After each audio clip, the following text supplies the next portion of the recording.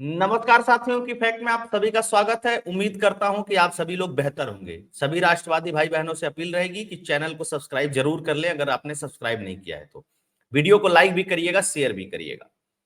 आप लोगों को पता है कि कभी भी पूरे के पूरे अखबार में कोचिंग सेंटर्स के एडवर्टाइजमेंट आते हैं। उसमें लिखा रहता है कि मेरी कोचिंग से पढ़ने वाला बच्चा नंबर वन, मेरी कोचिंग से पढ़ने वाला बच्चा नंबर वन।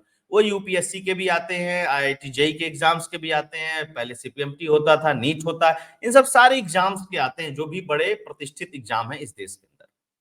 और जो कोचिंग मंडी है इस देश के अंदर, वो सिर्फ सरकारी नौकरियों नौकरियों की अगर बात की जाए, जैसे आईएएस हो गया, पीसीएस हो गया, मतलब यूपीएससी हो गया, और स्टेट लेवल पे जो यूपीएससी होता है वो हो गया, ये सारे मिला करके लगभग 60,000 करोड़ का है।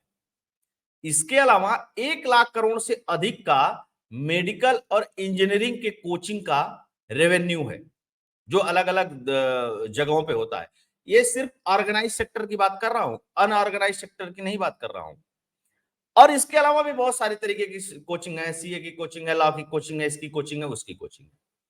लेकिन पहली बार सीसीपीए ने नोटिस जारी किया 20 संस्थानों को और 5 संस्थानों को 1-1 लाख का जुर्माना लगाया। ये पहली बार हुआ है भारत के इतिहास में। सीसीपीए क्या है? सीसीपीए है सेंट्रल कंज्यूमर प्रोटेक्शन अथॉरिटी, जो कंज्यूमर के प्रोटेक्शन की एक अथॉरिटी है सेंट्रल गवर्नमेंट की, उसने जारी किया है। अच्छा, मामला क्या है इन लोगों पे? देखिए ये लोग करते क्या है, आप लोगों ने देखा होगा कि बहुत सारे ऐसे कोचिंग पढ़ाने वाले टीचर हैं जो यूपीएससी मतलब आईएएस आईपीएस की कोचिंग कराते हैं, जिनके बहुत सारे रील्स वीडियोस हमेशा फेसबुक पे, ट्विटर पे, यूट्यूब पे वायरल होते रहते हैं और लोग बताते हैं वाह क्या टीचर हैं, वाह क्या पढ़ाते हैं, मस्त मजा आ गया। वो कितना अच्छा पढ़ाते हैं नहीं पढ़ाते हैं यह विषय नहीं है, यह डिस्कशन का भी विषय नहीं है। हो सकता है कि आप बहुत अच्छा पढ़ाते हो, लेकिन आप बहुत अच्छा पढ़ाते हैं तो इसका मतलब यह नहीं है कि आप अनएथिकल प्रैक्टिस करेंगे, आप गलत तरीके से पैसा उगाएंगे, आप भ्रामक ऐड देकर के पैसा बनाएंगे अपने कोचिंग के लिए। आप अच्छे टीचर हैं तो इसका मतलब यह नहीं होता है। उसी को लेकर के चर्चा करेंगे, चर्चा हो सकती है थोड़ी लंबी हो, लेकिन किस तरीके से इस देश के मिडिल लेवल, ध्यान दीजिएगा, मिडिल लेवल और अपर मिडिल लेवल की जेब से हर साल 1.5 पौने 2 लाख करोड़ रुपया निकाल के इन कोचिंग इंस्टीट्यूट में चला जाता है। आप सोचिए, आईएएस की कोचिंग करने वाले बच्चों की संख्या होगी लगभग लगभग 15-16 लाख इस देश में। कितनी दोस्तों? 15-16 लाख। 12-13 लाख तो बैठते हैं, जो नहीं बैठते हैं उनकी बात नहीं कर रहा हूं, बहुत सारे लोग अपना अटेम्प्ट बचाने के लिए नहीं भी बैठते हैं। इनमें फाउंडेशन ले लो, मॉक टेस्ट के नाम पे, स्टडी मटेरियल के नाम पे, स्पेशल स्टडी के नाम पे, स्पेशल सब्जेक्ट के नाम पे, पर्सनालिटी डेवलपमेंट के नाम पे, एक बच्चा अगर कोचिंग की जाल में फंसा है तो 5-7 लाख रुपया आराम से खर्च कर देता है, लेकिन कोई गारंटी नहीं होती कि वो वहां से सेलेक्ट ही होगा, ये भी समझिएगा। लेकिन जब एक गाड़ी खुलती है, बढ़िया पीछे 2 अर्दली चलते हैं, कोई कोचिंग का जब टीचर बताता है कि 3.5 एकड़ का तुम्हारा बंगला होगा, गाड़ी होगी, ये तुम्हारे पास सुविधा होगी, तो लोग सोचते हैं हाँ हाँ ये इसमें जाकर के पढ़ना चाहिए, टीचर बहुत मस्त है, ये हमको आईएएस जरूर बना देगा। और एक बार आप ट्रैप में फंस जाते हैं तो सामान्य वर्ग का विद्यार्थी 4 अटेम्प्ट, पिछड़े वर्ग का विद्यार्थी मुझको लगता है कि शायद 6 अटेम्प्ट, और एससी एसटी का विद्यार्थी और ज्यादा अटेम्प्ट दे सकता है। लेकिन सबसे महत्वपूर्ण बात क्या है, ये पैसा बहुत गरीब की जेब से नहीं निकलता, क्योंकि उसके पास पैसा ही नहीं है, वो सपना ही नहीं देखता, वहां तक पहुंचता ही नहीं है। कुछ अपवाद हो तो बात अलग है, लेकिन आपने और भी देखा होगा, जैसे ही यूपीएससी का रिजल्ट आएगा एक कहानी और बुनी जाएगी, ठेले वाले का बन गया, रिक्शे वाले का बन गया। लेकिन यह भी बताना चाहिए कि एक ठेले वाले का बच्चा यूपीएससी क्लियर किया, लेकिन 1,000 ठेले वाले का बच्चा यूपीएससी क्लियर नहीं किया, घर वापस आ गया। यह नहीं बताएंगे कोई। ऐसे लगता है कि जैसे एक ही ठेले वाले का, एक ही रिक्शे वाले का, एक ही किसी गरीब का बच्चा तैयारी करने गया था और वो आईएएस बन गया, या वो आईपीएस बन गया, या वो आईएफएस बन गया। ये भी एक माइंड गेम है। बिजनेस जो होता है, बिजनेस इसी तरीके के माइंड गेम्स के साथ किया जाता है। और ये जो कोचिंग इंस्टीट्यूट हैं, ये कोई फ्री में नहीं चलते हैं, ये टोटल बिजनेस मॉडल पे चलते हैं, और उस बिजनेस मॉडल के लिए लोग क्या क्या प्रैक्टिस करते हैं, उन्हीं सब चीजों को लेकर के ये नोटिस दिया गया है। तो देखते हैं कौन कौन से इसमें संस्थान है। बाजीराव है, बहुत पुरानी कोचिंग है, पहले बाजीराव के नाम से थी, बाद में रेड्डी इंस्टीट्यूट भी आ गया। चहल एकेडमी है, खान स्टडी ग्रुप है। खान स्टडी ग्रुप का मतलब खान सर पटना वाले नहीं, ये दूसरा है, बहुत सारे लोग इसको समझ रहे हैं वही है, नहीं है, वो जीएस खान रिसर्च सेंटर है, ये खान स्टडी ग्रुप है। उसके बाद और भी बहुत सारे, शंकर आईएएस, श्री राम आईएएस, बायजूस, बायजूस के बारे में जानते हैं ना, शाहरुख खान कुछ दिन तक उसको प्रमोट कर रहा था, लोग बताते हैं उसमें उसका शेयर भी है। रविंद्र रविंद्रन करके एक है, 40,000 करोड़ की कंपनी बना दिया, हालांकि अब बहुत नीचे चली गई है, बहुत घाटे में चली गई है। अनअकैडमी, अनअकैडमी अक्सर आप लोग सुनते होंगे, यूट्यूब चैनल्स भी हैं और सारी चीजें हैं। नेक्स्ट आईएएस, दृष्टि आईएएस, डॉक्टर विकास दिव्य कीर्ति को आप लोग सुनते होंगे, इनके खूब शॉर्ट्स, मॉक इंटरव्यूज और सारे वीडियोज आते हैं। विकास दिव्य कीर्ति अच्छे टीचर हैं कि बुरे टीचर हैं, यह स्टूडेंट्स डिसाइड करेंगे, लेकिन प्रैक्टिस इनकी भी अनएथिकल है। और एकदम सबूत के साथ पोल खोलूंगा, मैं सिर्फ बहसबाजी नहीं करता हूं मैं कि आया और बस बोल दिया और चला गया, दिखाऊंगा कि कैसे करते हैं लोग खेल। उसके बाद सबसे बड़ी बात क्या है कि सीसीपी अध्यक्ष ने कहा कि संघ लोक सेवा आयोग के परिणाम घोषित होते ही कोचिंग विज्ञापनों की होड़ में लग जाते हैं। कई संस्थान अहम जानकारी छिपा करके अपने छात्रों के समान रैंक धारक होने का दावा करते हैं। मतलब पहली रैंक दिखा रहा है बाजीराव वाला भी, पहली रैंक आईएएस दृष्टि भी दिखा रहा है, पहली रैंक वाले को चहल एकेडमी भी दिखा रहा है। ऐसे कैसे हो गया भाई कि सब लोग आपके यहां पहली ही रैंक वाले। अब यहां कंफ्यूजन यह है कि बच्चा एग्जैक्टली पढ़ा किस कोचिंग में जहां से वो नंबर 1 आया। हालांकि इन लोगों का भी पक्ष बताऊंगा, ये लोग भी कोर्ट गए हैं और दुनिया भर का स्टे लिए हैं, सब सारी चीजें लिए हैं, इनका उस पर तर्क क्या है उसको उसको बताऊंगा। आप लोगों को पता है एक अवध ओझा जी है, अवध ओझा सर के नाम से खूब रील्स वायरल होती है, लल्लन टॉप पे आते हैं, जी न्यूज पे आते हैं, इंटरव्यू देते हैं, मोटिवेशनल चीजें बताते हैं, फलाना बताते हैं, मतलब दुनिया भर का सब कुछ बताते हैं।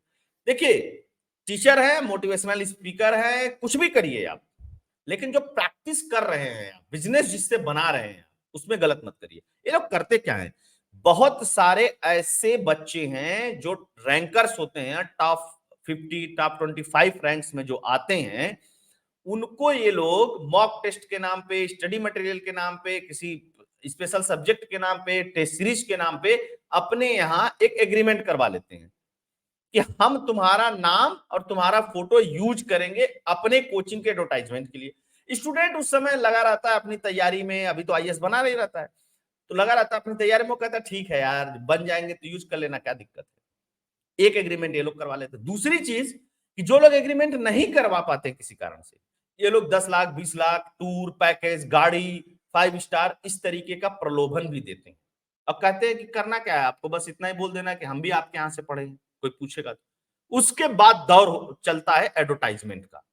सोचिए कि एक फुल पेज किसी भी नेशनल अखबार में आप एडवर्टाइजमेंट देते हैं तो 25 लाख से 35 लाख रुपए लगते हैं एक बार, अगर पूरे देश भर में आप एडवर्टाइजमेंट दे रहे हैं तो कहां से पैसा आता है।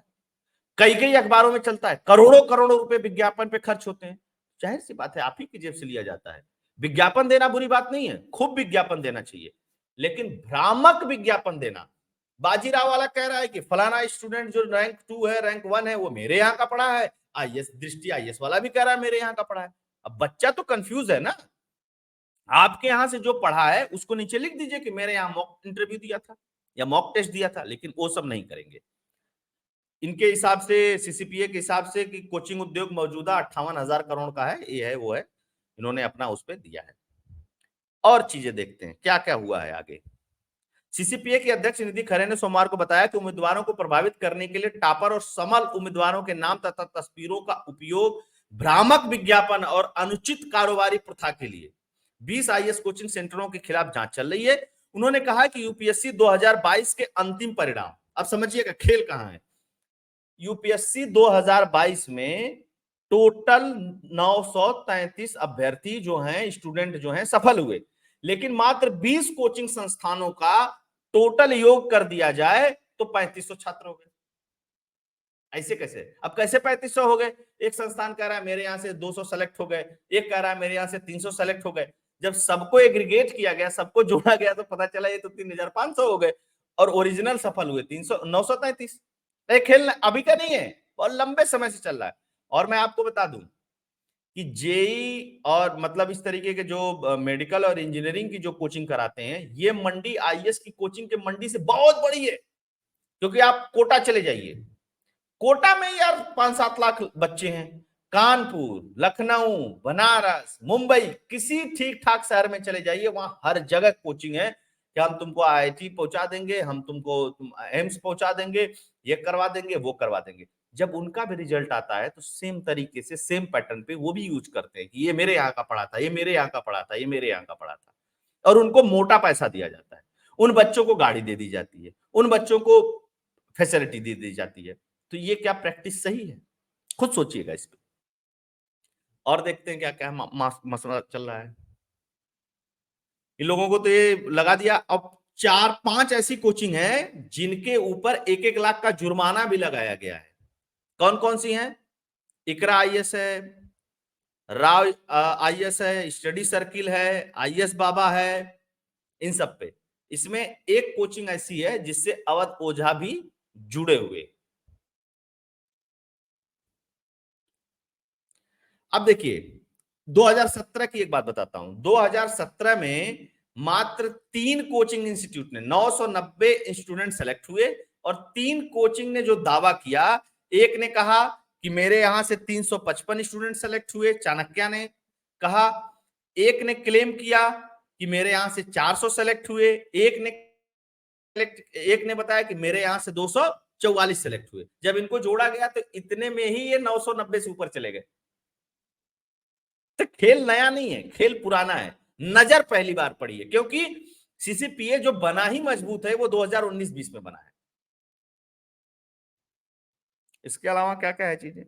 हालांकि 2 संस्थान, अब इनका पक्ष क्या है। अब अवध ओझा के तरफ से पक्ष था कि अवध ओझा बहुत सारी कोचिंग में पढ़ाए थे। अवध ओझा पे क्यों 1 लाख रुपए का जुर्माना लगा उनकी कोचिंग पे? उसका रीजन सबसे बड़ा यह था कि वो कोचिंग खुली 2018 में, और इन्होंने 2015, 16, 17 के भी स्टूडेंटों को दिखा रखा था, टॉपरों को, कि ये लोग यहां से पढ़े हैं। जब अवध ओझा की तरफ से इसका पक्ष जानने की कोशिश की तो इन्होंने कहा कि अवध ओझा बहुत सारे कोचिंग में पढ़ाए हैं, तो ये स्टूडेंट वहां उनसे पढ़े हैं। ये तर्क ठीक नहीं है, ये संस्थान के नाम पे ये तर्क ठीक नहीं है। आप अखबार में लिखिए कि अवध ओझा के पढ़ाए हुए फला फला फला स्टूडेंट सफल हुए, फिर वो कोचिंग संस्थान उस पर दावा ना करें, क्योंकि अवध ओझा पहले दूसरी कोचिंगों में पढ़ाते थे। तो ये इनका एक पक्ष है। इसके अलावा 2 संस्थान सीसीपीए की कार्रवाई को चुनौती दी है। जुर्माने के आदेश के खिलाफ ये लोग राष्ट्रीय उपभोक्ता विवाद निपटान आयोग में अपील भी दायर की है। इसके अलावा भ्रामक विज्ञापन आईएएस बनने के इच्छुक उम्मीदवार के फैसले पर असर डालते हैं। इससे कोचिंग सेंटर्स में अपने दावे को सही साबित करने के लिए उन पाठ्यक्रमों के विषय को के बारे में ईमानदार खुलासा करने के लिए कहा है कि आपके यहाँ, सीसीपीए ने कहा कि आपके यहाँ विद्यार्थी अगर मॉक टेस्ट दिया है तो आप लिखिए वहां पे कि ये विद्यार्थी हमारे यहाँ मॉक टेस्ट दिया था। लेकिन रीजन क्या है इसमें, गड़बड़ी कहां हो जाएगी बिजनेस पॉइंट ऑफ व्यू से। मॉक टेस्ट लिखोगे तो स्टूडेंट सिर्फ आपके यहाँ मॉक टेस्ट देने जाएंगे।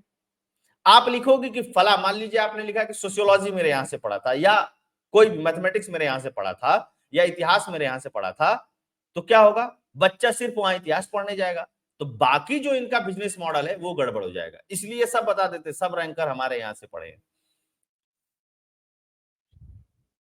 और देखते हैं क्या क्या। ये सब सारी चीजें हैं जो मैंने बताया अभी, उसी सब सारी चीजों का इस पे जिक्र है।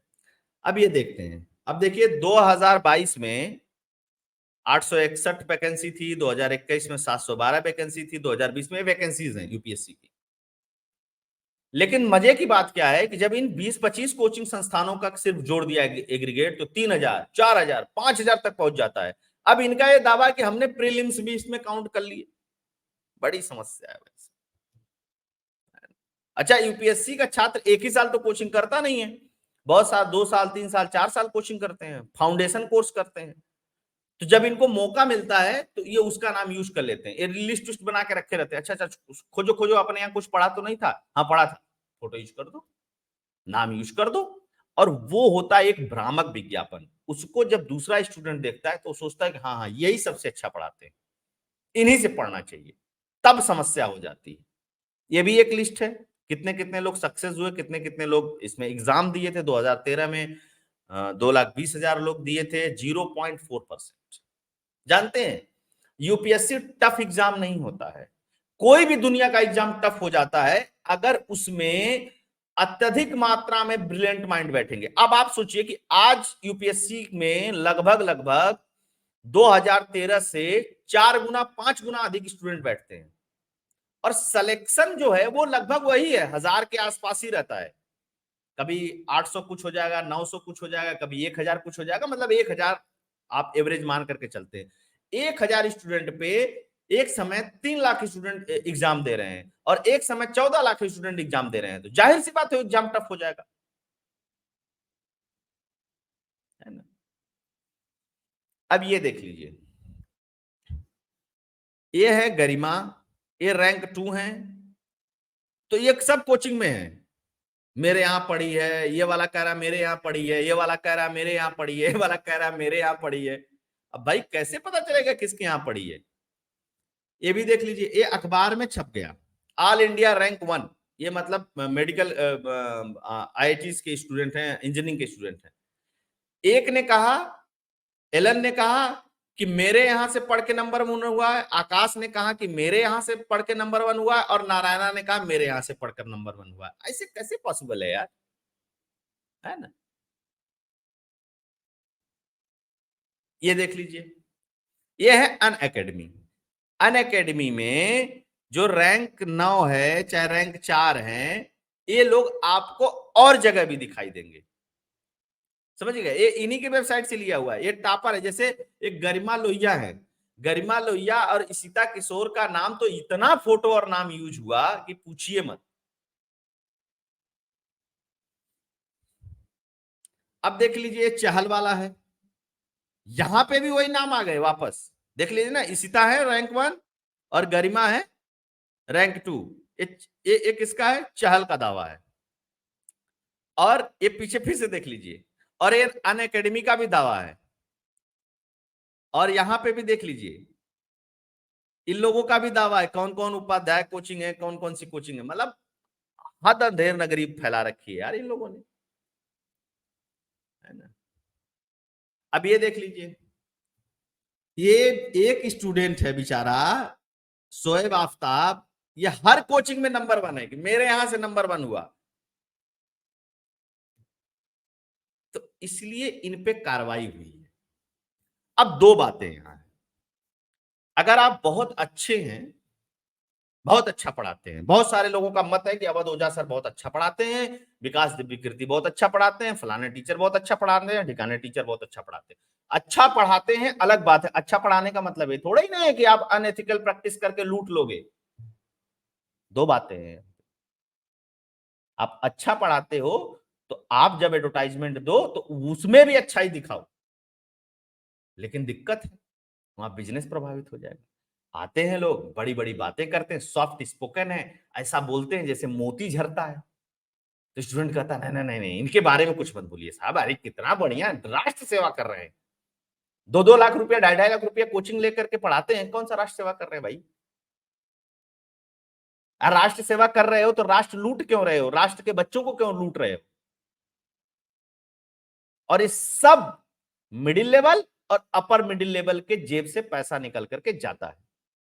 अब आप तय करिएगा कि इन लोगों की प्रैक्टिस कितनी सही है और कितनी गलत है।